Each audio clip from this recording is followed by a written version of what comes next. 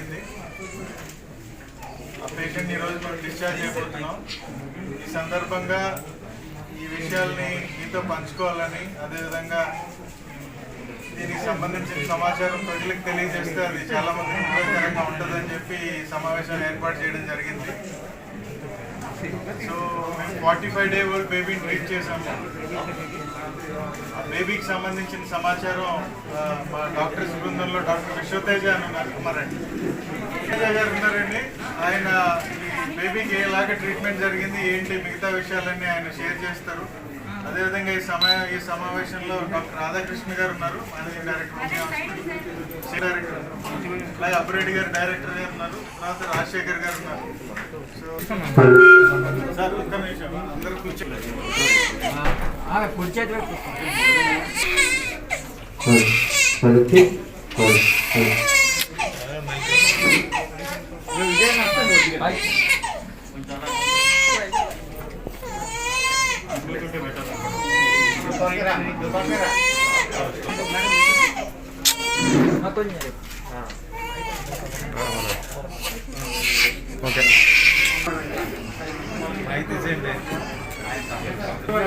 Doctor Vishwateja, paediatric intensivist, homeopathy, కేకిల్స్బై homeopathy hospital. Main ఈ meeting కానీ లేకపోతే ఇదంతా మా ముఖ్య ఉద్దేశం అండి. ఈ మధ్యకాలంలో మనం రెగ్యులర్గా వింటున్నాం, లైక్ కోవిడ్ తర్వాత పిల్లల్లో ఒక కొత్త రకమైన జబ్బు వస్తుంది, వింత జబ్బు వస్తుంది, దీన్ని మిస్సీ అని చెప్పేసి డయాగ్నోస్ చేయడం జరిగింది. సో ఇది ఫస్ట్ వేవ్ తర్వాత వచ్చింది, మనకి ఇప్పుడు సెకండ్ వేవ్ ఇంకా పీక్ తగ్గుతున్న టైంలోనే ఈ కేసెస్ అన్నీ కూడా స్టార్ట్ అయ్యాయి. సో ఇప్పటిదాకా మా హాస్పిటల్లో 16 కేసులు వచ్చాయండి. సో కోవిడ్ సెకండ్ వేవ్ తగ్గుతున్న టైంలోనే మేము ఇప్పటిదాకా 16 కేసులు చూసాము. ఈ 16 కేసులు కూడా ఈ చిన్న బేబీ, లైక్ 45 రోజుల బేబీ నుంచి 10 ఏళ్ల పిల్లల వరకు చూసామన్నమాట. సో లక్కీగా కొంతమంది డిఫరెంట్గా వచ్చారు. ఒకరికి హార్ట్ ఇన్వాల్వ్మెంట్ ఉంది, ఒకరికి ఫీవర్, ర్యాష్, ఇలా డిఫరెంట్ ఇన్వాల్వ్మెంట్తో వచ్చారు. అందరికీ సరైన టైంలో సరైన ట్రీట్మెంట్ ఇవ్వడం వల్ల బెటర్గా రికవర్ అయ్యి కాంప్లికేషన్స్ ఏమీ లేకుండా, ముఖ్యంగా ప్రాణహాని ఏమీ జరగకుండా క్షేమంగా ఇంటికి పంపించగలిగాం. సో ఈ బేబీ స్పెషాలిటీ ఏంటంటే, ఫర్ ఎగ్జాంపుల్ మేము కనుక్కున్నంత వరకు లేదా మాకున్న ఇన్ఫర్మేషన్ వరకు ఈ ఏరియాలో, not only this area, like Srikakulam, Vizianagaram, Vizag, or మేము కొంతమంది నా కొలీగ్స్తో మాట్లాడిన దాని ప్రకారం this is the youngest baby, 45 days baby. So 45 days బేబీకి ఈ కండిషన్ రావటం, ఇది మనకి బేబీ వచ్చినప్పుడు బీపీ చాలా తక్కువగా ఉంది, పల్సెస్ చాలా తక్కువగా ఉన్నాయి, ఒళ్ళంతా ర్యాష్ ఉంది, జ్వరం, లైక్ చాలా ఎక్కువ జ్వరం, అన్కంట్రోలబుల్ జ్వరం ఉంది. దాంతోపాటు బేబీ బాగా ఆయాసపడుతుంది. అండ్ వాటితో పాటు ఆక్సిజన్ సాచురేషన్ ఇప్పుడు మీ అందరికీ తెలిసిందే. సో ఆక్సిజన్ సాచురేషన్ అన్ని లెవెల్స్ కూడా తగ్గుతూ ఉంది. సో దానికోసం ఇమ్మీడియట్గా మేము బేబీని, ఇలాంటి బేబీని కొన్ని హాస్పిటల్స్ తీసుకోవడానికి కూడా ఆలోచిస్తాం. అలాంటిది మేము ఈ బేబీని తీసుకొని ఒక ఛాలెంజింగ్ కేసు సో వెంటనే యాక్సెప్ట్ చేసి ఈ కండిషన్ ఈ టైంలో ఇమ్మీడియట్గా సస్పెక్ట్ చేసి బేబీ అరౌండ్ నైట్ 10 or 11కి వచ్చిందండి. సో ఆ టైంలోనే ఇమ్మీడియట్గా కన్సల్టెంట్ స్పెషలిస్ట్ అందరం చూసాము, ఇమ్మీడియట్గా ఛాలెంజ్ కింద కేసు యాక్సెప్ట్ చేసాము. కేసు యాక్సెప్ట్ చేసిన తర్వాత ఇమ్మీడియట్గా ఇన్వెస్టిగేషన్స్ అన్ని, లైక్ మిస్సీ మైండ్లో పెట్టుకొని ఇమ్మీడియట్గా కావాల్సిన ఇన్వెస్టిగేషన్స్ అన్ని పంపించాము. సో నైట్ ఇన్వెస్టిగేషన్స్లో మాకు ఇమ్మీడియట్గా ప్రూవ్ అయింది ఈ డిసీజ్ మిస్సీ అని చెప్పేసి. సో కన్ఫర్మ్ చేసుకున్న తర్వాత వెంటనే దీనికి స్పెసిఫిక్ ట్రీట్మెంట్ ఏదైతే ఉందో IVIG అంటామండి. సో ఆ స్పెసిఫిక్ ట్రీట్మెంట్ ఇమ్మీడియట్గా నైట్ స్టార్ట్ చేయడం జరిగింది.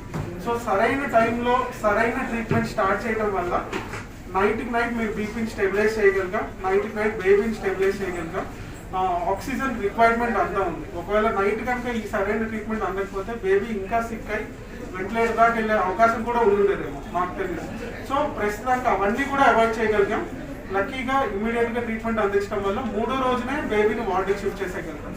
సో మెయిన్గా ఈ కేసు చెప్పడానికి ముఖ్య ఉద్దేశం ఇంకొకటి ఏంటంటే, ఇంత చిన్న బేబీస్లో ఇంత డిసీజ్, లైక్ ఈ డిసీజ్ రావచ్చు అని చెప్పేసి కూడా జనాలకు కొంచెం అవగాహన పెరుగుతుంది అని. సో మెయిన్గా ఇంకొక మెయిన్ పాయింట్ అండి, ఈ డిసీజ్ లైక్ ఎప్పుడైనా సరే కోవిడ్ తర్వాత కొంతమంది పిల్లలకి అసలు మేజర్గా పేరెంట్స్ చెప్తుంది ఏంటంటే, అసలు మా పిల్లలకి కోవిడ్ రాలేదు, ఇంట్లో ఎవరికి కోవిడ్ రాలేదు, కానీ మేము యాంటీబాడీస్ చేస్తే పాజిటివ్ ఉంటున్నాం. సో ఎసిమ్టమాటిక్ కోవిడ్ వాళ్ళకు కూడా ఈ డిసీజ్ వస్తుంది. సో దయచేసి ఏ పిల్లలకైనా సరే ఫీవర్ ఉన్నా, ర్యాష్ ఉన్నా, ఆర్ వామిటింగ్స్, మోషన్స్ ఉన్నా సరే ఇమ్మీడియట్గా మీరు పిల్లల డాక్టర్ని ఒకసారి సంప్రదించండి. And with proper facilities, with proper treatment outcome చాలా బాగుంటుందండి. డెత్ రేట్ చాలా తక్కువ ఉంది డిసీజ్. వీళ్ళంతా మెయిన్గా ఓమ్నియార్కే పీడియాట్రిక్ టీమ్ సహాయంతోనే చేయగలిగామండి. Radhakrishna garu HOD, Seshagiri garu medical director, Rajasekhar garu associate director, ఇదంతా without Sukumar sir support very hard to do. So I thank ఈగల్స్ బై ఓమ్నియార్కే team, Sukumar sir, Abhireddy sir, everyone very much. Because ఇలాంటి అవుట్కమ్స్ రావాలి అంటే వాళ్ళ సపోర్ట్ లేకుండా అవ్వదండి డాక్టర్స్ ఎంత లీడ్ చేసిన. So thank you so much. Okay sir. జనరల్గా మీకుండే డౌట్ చాలా మీరు గేమ్ చేంజర్స్ అని ఉంటారండి. గేమ్ చేంజర్స్ అంటే వెస్టర్న్ కంట్రీలో the game changer has been vaccination. As media డెఫినెట్గా మీరు అందరూ 18 years నుంచి అప్రూవ్ అయింది. 18 years దాటిన వాళ్ళందరూ వ్యాక్సినేషన్ ఎంకరేజ్ చేస్తే మీకు ఎప్పుడోసారి ఇప్పుడు పాండమికే తగ్గిపోతారు. ఫ్యూచర్లో పిల్లల్లో కూడా గవర్నమెంట్ పర్మిషన్ ఇవ్వచ్చు. చాలా స్టడీస్ ఉన్నాయి దేశంలోని ఇంటర్నేషనల్ కంట్రీస్లో below the age of 18 years vaccination trials అవుతున్నాయి.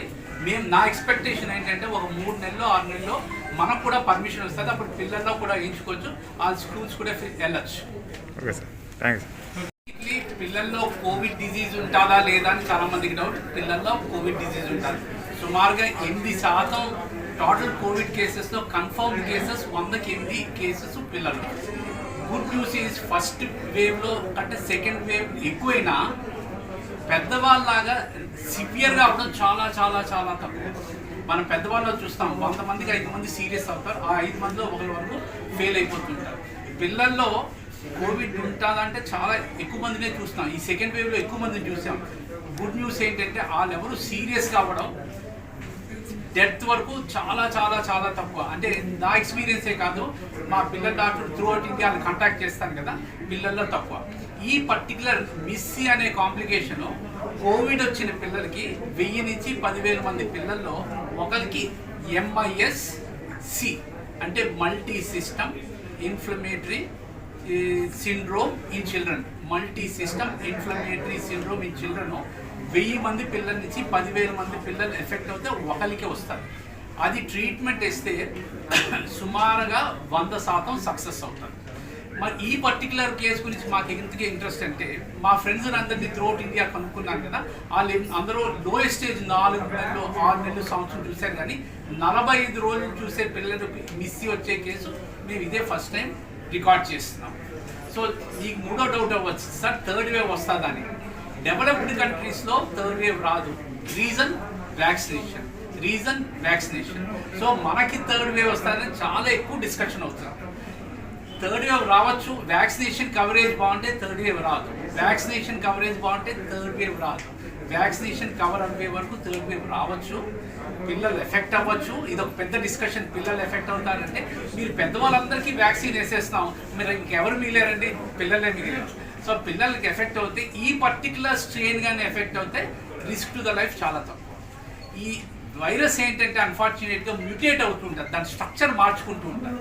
సో ఆ స్ట్రక్చర్ మార్చి సివియర్ అవుతుందా నేను చెప్పాను.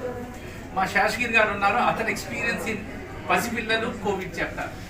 ఇక్కడ లాస్ట్ టైం మనకి సెకండ్ వేవ్లో కానీ ఫస్ట్ వేవ్లో కానీ చాలా మంది కోవిడ్ మదర్స్ డెలివరీ అప్పుడు అడ్మిట్ అయ్యారు.